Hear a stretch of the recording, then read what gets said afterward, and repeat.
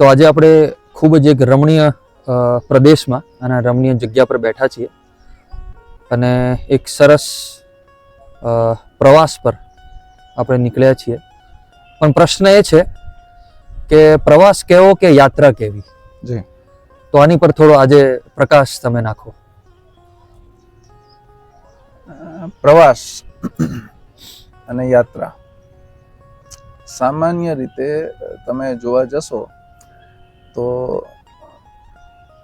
આપણા પ્રદેશમાં કે ક્યાંય અમુક આ દેવભૂમિ છે ઉત્તરાખંડ, પણ હજુ અહીંયા એમ કે છે કે યાત્રા કરીને આયા હું. બરાબર. આપણે તો રખડવા એટલે પ્રવાસ કરવા જઈએ. પ્રવાસમાં દેવ દર્શન અથવા એને પામવાની પ્રક્રિયા સિવાયની તમામ સુવિધાઓ વાળી વસ્તુઓ હોય છે. બરાબર છે. ખરેખર તો પ્રવાસ પણ એનો શબ્દ પણ એનો અર્થ જે પ્રવાસ શબ્દ છે એનો અર્થ પણ ખૂબ ઊંડો છે. પ્રવાસ ઇતિ પરવાસ. બરાબર. આ વિશ્લેષણ મારું છે, બહુ સરસ. પણ પરવાસ તમામ વસ્તુઓથી પર થઈ અને વાસ થવાનો. ક્યાંય આસક્તિ ન આવી જોઈએ. સાચી વાત છે. જો એ જોવા જોઈએ તો આપણો જીવન એક પ્રવાસ છે જે લોકો કે છે એમાં આ જ લાગુ પડે છે. એકદમ સાચી તમારા વાત છે. મોહ, તમારા જે લાગણીઓ બધાથી પર થઈ અને ત્યાં જ વાસ કરવાનો છે. જેવી Right. રીતે કાદવમાં કમળ રહે છતાંય એ નિર્લેપ હોય છે, એમાં કોઈ જ કાદવનો છાંટો એ લાગતો નથી. એવી જ રીતે અહીંયા આવવાનું છે, તમારું પાત્ર ભજવવાનું છે, પણ નિર્લેપ થઈને અને જતું રહેવાનું છે. બરાબર. એટલે બહુ આપણે જે તળપદી ભાષામાં કહું ને તો મર્યા પછી આપણે કોઈ ન નડીએ. બરાબર.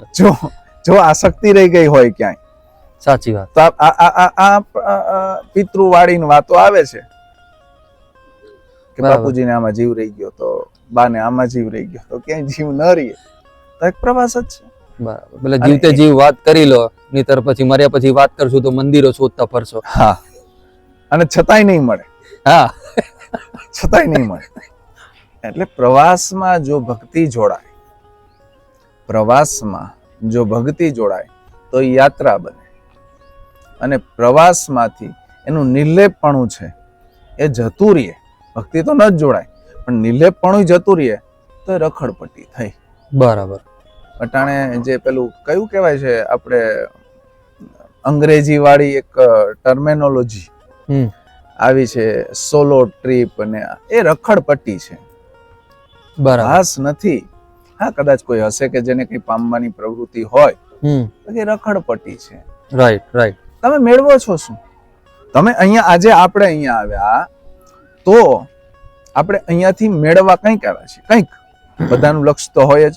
સાચી વાત. કોઈ પ્રકૃતિ માણવા આવ્યું હોય, કોઈ દેવદર્શન કરવા આવ્યું હોય, કોઈ પોતાના અંગત કામે આવ્યું, કંઈક તો લક્ષ્ય હોય. આટલે દૂર કોઈ ના. પણ તમે અહીંયાથી લઈને જાઓ છો તો તમારા સ્વાર્થ, પછી દેવદર્શન સ્વાર્થ છે. બરાબર છે. બરાબર? સ્વાર્થ ને સાધીને જાઓ છો, પણ તમે આપીને શું જાઓ છો? અહીંયા કઈ સારી વસ્તુ તો આપીને કોઈ જતું જ નથી. કઈ ખાધું પીધું, કચરો નાખી દીધો અહીંયા. કઈ કામ, મતલબ સારી વસ્તુ તો કઈ કરીને જાતા નથી. સાચી વાત છે. આ હિમાલયની દુર્દશા તો આપણે જોઈએ જ છે. કરી જ દીધી છે.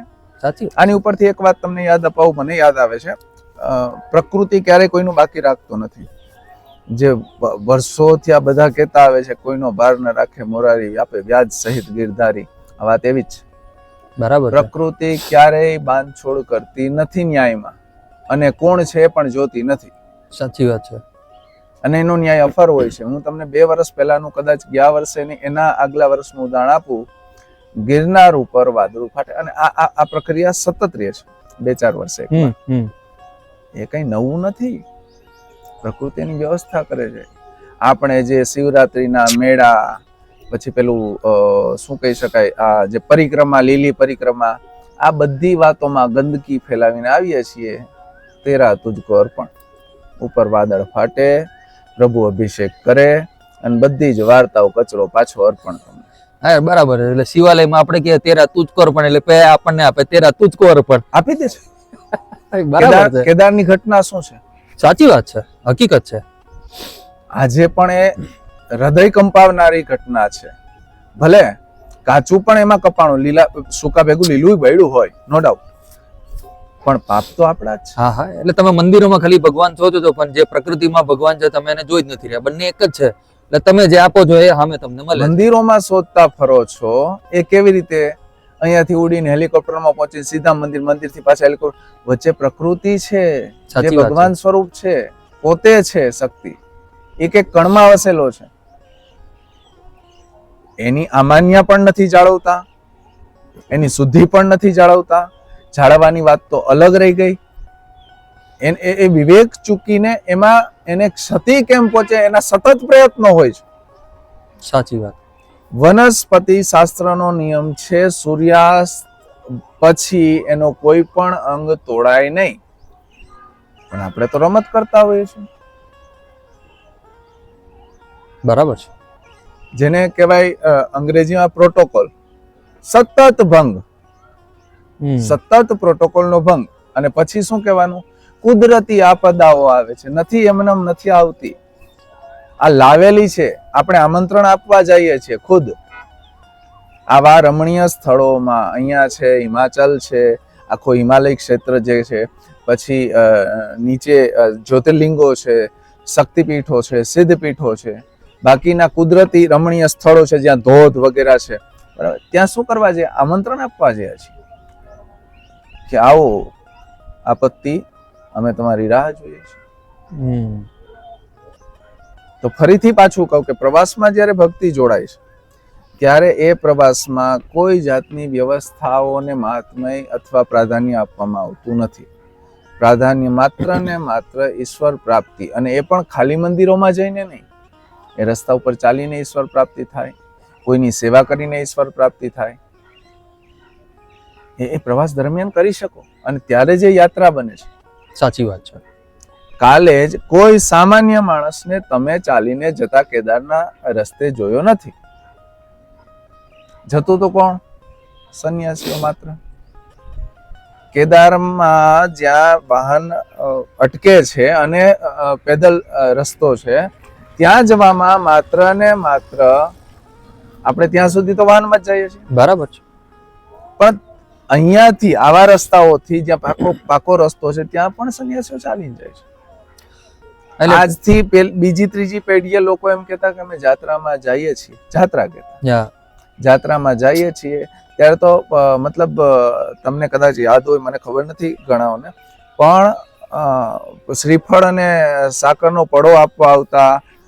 મતલબ જે એવી રીતે મળતા કે જાણે એ પછી ક્યારે મળવાના જ નથી. કારણ કે આ પેલા હિમાલય આડ ગાળવા જવાની વાત છે. અમે જઈએ છીએ, પાછા આવીએ કે નહીં, અને આવતા ત્યારે તો પાદરથી ઢોલ નગારાથી સન્માન થતું. સાચી વાત. આજે કઈ નથી, કેમ કે ત્યારે ભક્તિ સહિત મારી વાત હતી. અત્યારે સામાન્ય ઘરેથી શું કે છે ખબર? ચારધામ ફરવા જઈએ છીએ. ફરવા સ્થળ છે, અને ત્યાંથી તમે તમામ સુવિધાઓથી અહીંયા આવો છો. હેલિકોપ્ટર આ છે તે છે, અને ત્યાં જઈને મંદિરમાં અતિશયોક્તિ થશે, પણ જરૂર કઈ ભિખારીની જેમ હાથ લાંબા કરીને ઉભા રહ્યો છો. શરમ નથી આવતી? અંદરથી એક વાર એમ નથી થતું કે મેં કંઈ ખોટું કર્યું છે? બધાને વીઆઈપી થઈ જાવ, ત્યાં કોઈ વીઆઈપી નથી. ત્યાં તો જે નમી ગયો એ વીઆઈપી છે, અકળ્યો એ વીઆઈપી નથી, ઉખડી જવાનો છે. અને જે પ્રવાસમાંથી નિર્લેપતાનો લય થઈ જાય છે, નિર્લેપતા વિલય થઈ જાય છે, એ રખડપટ્ટી સિવાય બીજું કાંઈ નથી. એટલે ભક્તિ તો ભળી નહીં પ્રવાસમાં, અને નિર્લેપતા રહી નહીં. એટલે આ તમામ મોટા ભાગની રખડપટ્ટી ચાલુ થઈ રહી છે. અને પ્રકૃતિ એનો હિસાબ એની રીતે કરે રાખે છે. એ ક્યારેય ભાર રાખતી નથી. એનો તો એક જ વાક્યમાં નિર્ણય હોય છે, તેરા તુજકો અર્પણ. તું જે આપીશ તને સામું એ મળશે. ઝાડ પૂજવાનું આજે તો આપણે ભૂલી ગયા છીએ. પીપળો પૂજતા, વડલો પૂજતા, હવે તો વિકાસના નામે કાપો. અને એ પૂજવાનું એનાથી કઈ ભગવાન પ્રગટ થઈ જાય નહીં, પણ એની રક્ષા કરશો તો એ તમારી રક્ષા કરશે. આ વાત હતી. અમુક વ્રતો એવા છે કે 5-5 વર્ષ સુધી એક જ વૃક્ષને પૂજવું પડે. વૃક્ષને હા જે વટ સાવિત્રી કે એવું કઈ હોય છે, બરાબર છે, વડના ઝાડને.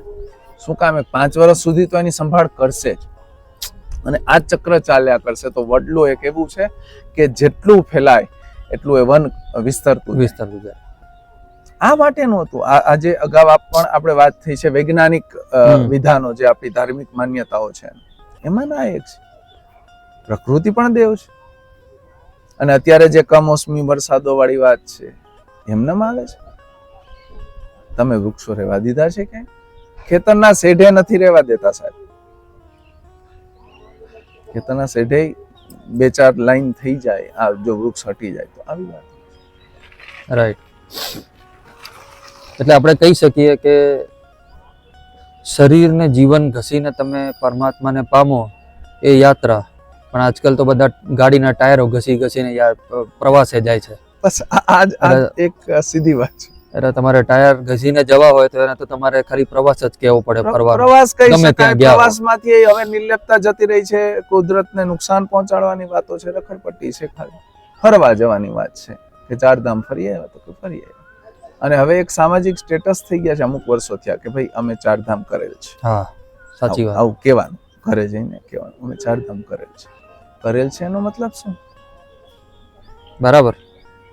શું કર્યું છે? અને તમે જઈને પૂછો, પેલું જો આવું કંઈક યંત્ર આવતું હોય ને કે તમારા મગજમાં છપાયેલી છબી સામે તમને દેખાડે 2-4 વાયરો જોડીને, સાહેબ 100% કહું છું, કોઈ નિરખીને દર્શન નથી કરતું. સાચી વાત. બધાને ફોટો વિડિયાના વળગણ છે. તમે જો આંખો મીચીને ઘરે આવ્યા પછી આંખો મીચીને તમે જેને દર્શન કર્યું છે એને સ્પષ્ટ રૂપે જોઈ શકો ને, ત્યારે કદાચ યાત્રા થોડીક ગણાય. ચોક્કસ ગણાય. અને એ કરવું જ જોઈએ. એનું થોડું અવલોકન, એનાલિસિસ થોડું. નિરખીને દર્શન નથી થતું. સાચી વાત. તમે એ જ કરવા ગયા છો ને, દેવ દર્શને ગયા છો, એ નથી થતું.